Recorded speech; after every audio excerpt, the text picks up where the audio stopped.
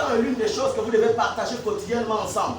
Sinon, ils vont détester le ministère, ils vont détester les gens de l'église, ils vont détester beaucoup de choses qui sont censées les donner la vie à cause de votre manière de faire les choses.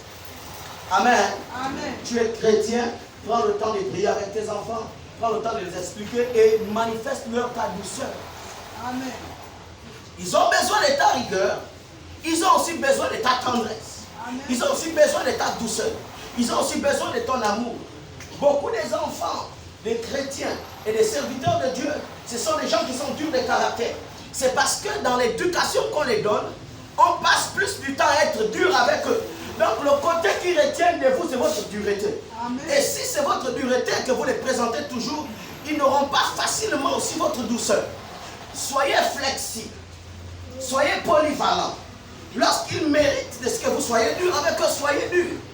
Amen. Amen. Lorsqu'ils méritent aussi votre douceur et votre tendresse, soyez doux et tendres. Amen. Parce qu'il ne faut pas seulement les montrer les côtés difficiles.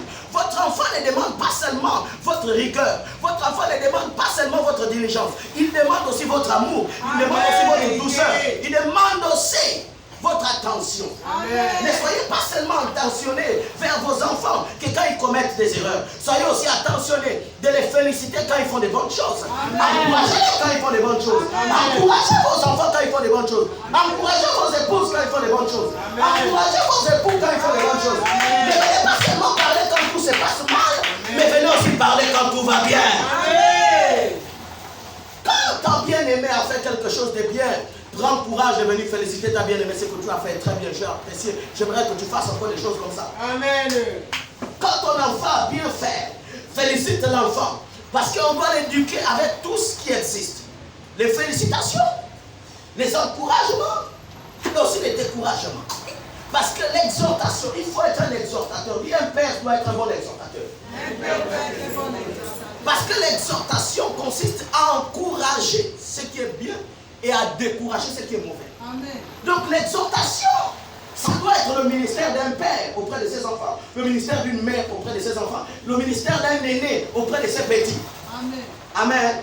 Parce que l'exhortation te permettra d'encourager ce qui est bien et de décourager ce qui est mal. Mais nous venons parler que dans ce qui est mal. Mais quand l'enfant fait ce qui est bien, où es-tu pour l'encourager, pour le féliciter de ce qu'il a fait de bien? Est-ce que ton enfant est seulement celui qui fait du mal?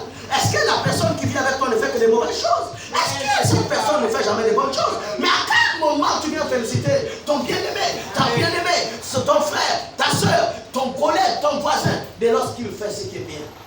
Amen. Amen.